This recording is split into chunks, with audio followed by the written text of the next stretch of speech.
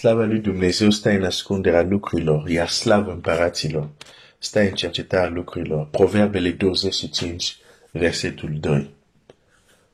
Cum să ne apropiem de cuvântul lui Dumnezeu? Cum să beneficiem mai mult de Biblia care o avem? Cum să o putem folosi ca o sabie a Duhului? Ieri am vorbit de care este percepția noastră. Trebuie să existe o schimbare. Trebuie să încetăm să vedem Biblia doar o carte istorice creștine sau despre poporul lui Dumnezeu ce au trăit, legile. Nu, e mai mult decât atât. Și repet, această scriptură e un mijloc ca să întâlnim, care o numim cuvântul lui Dumnezeu, ca să întâlnim pe cel care se cheamă și numele lui este cuvântul lui Dumnezeu. Fratele care m-a întrebat mi-a zis în mod practic. Și n-am început cu lucruri practice, am început cu percepția mai întâi. Pentru că dacă percepția nu este corectă, chiar dacă faci lucruri practice, nu vei ajunge la rezultat, pentru că deja e o percepție greșită dacă e doar o carte de istorie religioasă. Ca să fac mai simplu, nu.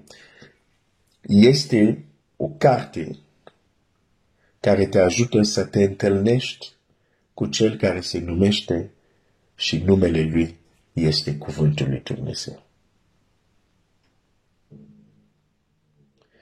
Deci nu doar pentru a ne satisface curiozitatea, nu doar pentru a găsi versete, pentru a sprijini teologia noastră, nu. A întâlni pe acela care se numește numele lui este cuvântul lui Dumnezeu. Scriptura, Biblia, te poate duce și ar trebui să ne ducă, să ne deschidă ochi, să ne întâlnim cu Domnul Iisus Hristos. Ok, cum se face asta în mod practic? Da, deja trebuia să pornim la modul de a gândi și cum vedem Scriptura. Cum se poate face în mod practic? O să ajung acolo. Dar este un alt punct care aș vrea din nou, care ține mai mult de mindset, care ține mai mult de cum gândim despre Scriptura. Și aici aș vrea să ne uităm cum gândim, nu doar despre Scriptura, dar despre ce gândim despre lucrurile care le facem, care aș putea să le numesc activități religioase. De exemplu, cum gândim rugăciune, cum gândim citirea Bibliei, cum gândim faptul că te duci la biserică și asisti la un serviciu religios. Cum gândim sau cum vedem faptul că, de exemplu, te duci și ești activ în lume, nu știu, ajut pe săraci, vorbești de cuvântul lui Dumnezeu la oameni și așa mai departe. Cum vedem aceste lucruri este foarte important. Percepția noastră de acțiunile religioase. Înainte să continui, aș vrea să-ți spun o mică poveste. O să încerc astăzi să mă încadrez, să nu ajungem la 20 de minute. Un pic greu, dar o să încerc. Când la liceu am început, și poate dacă zic doar această poveste astăzi, o să fie bine pentru a pregăti ceea ce urmează. Când am ajuns la liceu și s-a introdus nou materii care până acum n-am avut contact. Și una din materiile era filozofie. Și prima dată când a venit profesorul de filozofie și a început să vorbească, noi toți ne uitam la el și parcă ne uitam unul, adică ziceam, dar ce se întâmplă? Ce cu omul ăsta? Dar ce zice? Și mulți dintre noi am fost convins. Ne-au trimis un nebun. Omul ăsta nu e normal, nu e sănătos la cap. După timp, am început să înțeleg limbajul lui și am început să-l respect, să-l admir, pentru că m-a ajutat să am anumite baze în ceea ce numește filozofie. Acel om care la început era un nebun pentru mine, acum îl admiram. Ce vreau să spun? Și în școala lui Isus, Domnul Isus, în Matei spune, veniți la mine cei împovărați și vă voi da odihnă. Luați jugul meu și învățați de la mine. Alte versiuni zice, veniți la școala mea, învățați de la mine. Lăsați-mi să vă fiu profesorul. Deci, în școala lui Isus, există mai multe materii, îți garantez. Și sunt materii, când sunt introduse la început, s-ar putea să spui sau să gândească despre cel care încearcă să te ducă nu la o nouă Evanghelie, dar la o nouă dimensiune Evanghelie, să spui, cumva asta e sănătos. Pentru că începi să auzi lucrurile care nu le-ai mai auzit. Doar dacă îmi spui, tu știi tot despre Evanghelie și ai auzit tot, atunci e normal să poți să spui, nu, asta e ciudat, înseamnă că nu este de la Dumnezeu. Ceea ce îmi spui n-am mai auzit. Ori recunoști că nu știi tot și uneori vei auzi lucrurile care nu le-ai mai auzit. Și nu pentru că nu le-ai mai auzit sunt neapărat greșite. Trebuie să te duci la Scriptura să verifici și să cercetezi. Dar chiar și Domnul Iisus la un moment dat spune la ucenici, mai am multe să vă spun, dar nu le puteți ține. Nu aveți capacitate să primiți acum. Și atunci nu le spune atunci. Deci sunt lucruri care puteau să fie în Evanghelie, nu sunt. De ce? Ucenicii nu erau gata să primească. Dar apoi Domnul Iisus zice, dar când va veni Mângâietorul, va călăuzi în tot adevăr. Cu alte cuvinte. Și chiar dacă citim în Fapte, o să vedem cum Duhul lui Dumnezeu descoperă. Unor creștini, când a venit, le descoperă ce nu era scris în Biblie. Le descoperă lucrurile care nu le-au auzit. Nu, e important să vorbesc despre asta.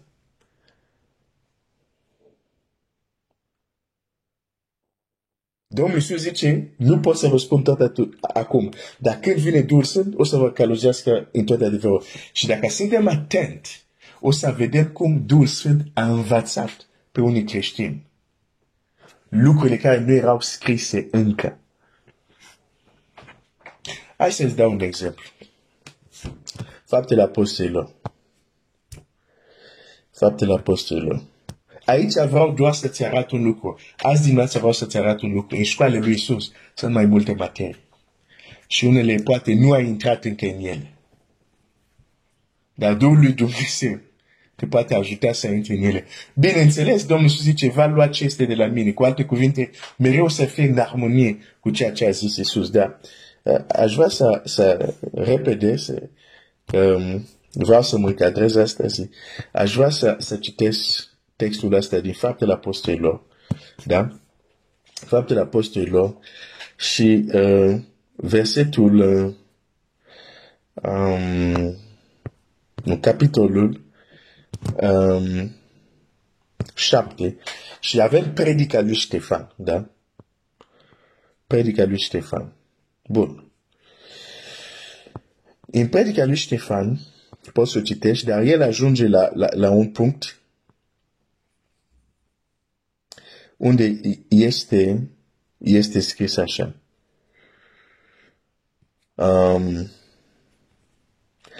La un moment dat, el vorbește despre Moise în predica lui. Însă ceea ce este uimitor, când Ștefan vorbește în Faptele Apostolilor despre viața lui Moise, dacă ești atent, Ștefan spune acolo lucruri care nu există în Exod sau nu există în Torah, nu sunt scrise acolo. Dar el le spune și te întreb, de unde l-a scos?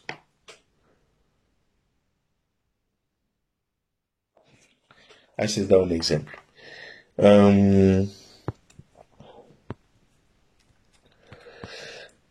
Versetul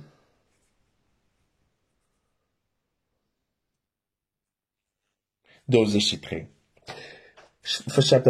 Faptele Apostolilor 7:23. El avea 40 de ani când i-a venit în inima dorința să cerceteze pe frații săi, pe fiul lui Israel. A văzut pe unul din ei suferind de dreptate, i-a luat apărare, a răzbunat pe cel asuprit și a omorât egipteanul. Versetul 25. Credea că frații lui vor pricepe că Dumnezeu prin mâna lui le va da izbăvirea, dar n-au priceput. Dacă citești textul în Exod, hai să mergem în Exod. Ok? Exodul,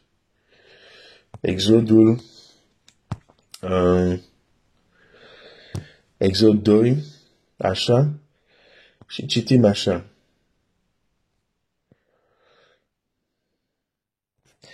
Exod 2, versetul 11. În vremea aceea, Moise, crescând mare, a ieșit pe la frații săi și a fost martor la muncilor grele.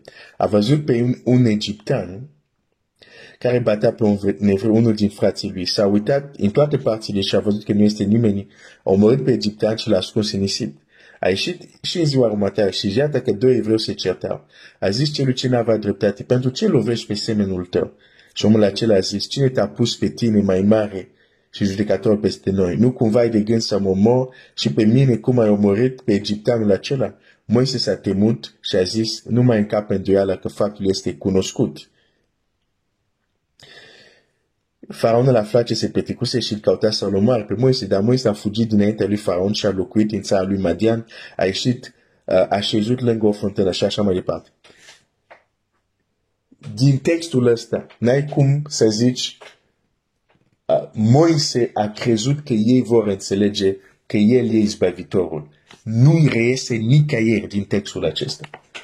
Tot ce reiese aici este că Moise s-a dus, a văzut nedreptate, a făcut dreptate, a vrut să apere pe cel care era suprit, a doua zi află că s-a știut că a omorât și fuge. Dar nicăieri nu apare ce se petrecea în inima lui.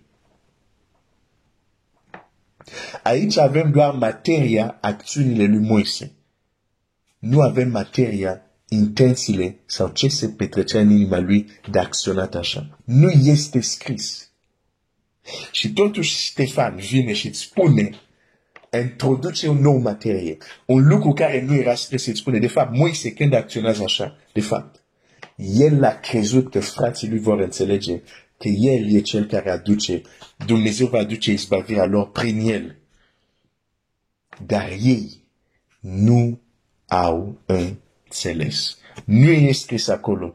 Dar el de unde a aflat asta? Păi suntem în Cartea Faptele Apostolilor. Cred că nu e nevoie să răspund de la cine a învățat aceste detalii, adică să meargă până în intențiile lui Moise, care nu erau scrise în Biblie de atunci, în Tora de atunci, dar el a aflat. Pentru că călăuzitorul care călăuzește în tot adevărul, i-a zis, aici, asta s-a întâmplat cu Moise. Deci,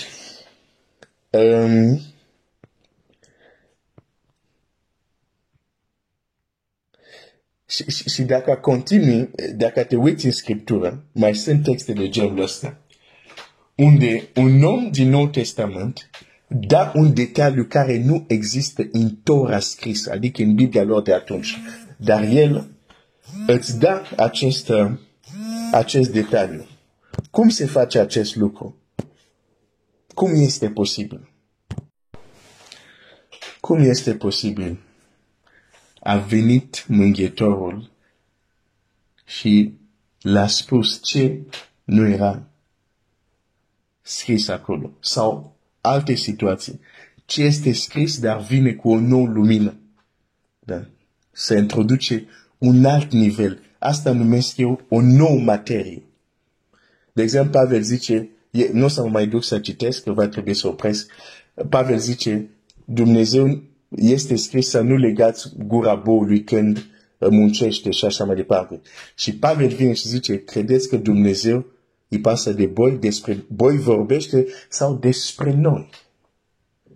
Și aduce o altă lumină, o altă materie, că textul nu se referă la boi din curtea ta, se referă când un lucrător muncește, nu le închide gura, să mănânce și el, are și el stomac. Introduce o nouă materie. Da? Deci, probabil săptămâna asta, și nu numai, și zilele următoare, cu ajutorul lui Dumnezeu, uneori poate o să zic anumite lucruri care sună ciudat. Poate să zic, ăsta ce cu capul lui. E ok, e o reacție normală, o înțeleg. Dar aș vrea să nu rămâi acolo, să te duci la Scriptura și să verifici. Și să te uiți și la viața reală ce se întâmplă dacă e așa sau nu. Ok? Deci astăzi mă opresc aici. Dumnezeu să te binecuvinteze. Tată, mulțumesc pentru cuvântul tău. Este bogat. Sunt care avem dorința să ne apropiem mai mult de el, să fie mai real pentru noi. Te rugăm, ajută-ne, ajută pe fratele meu, pe sora mea care vrea să se apropie mai mult de cuvântul tău, să învețe cum în mod practic acest cuvânt poate chiar și folosi ca o sabie a Duhului. Ajută-ne, călăuzește-ne în numele lui Iisus. Amin.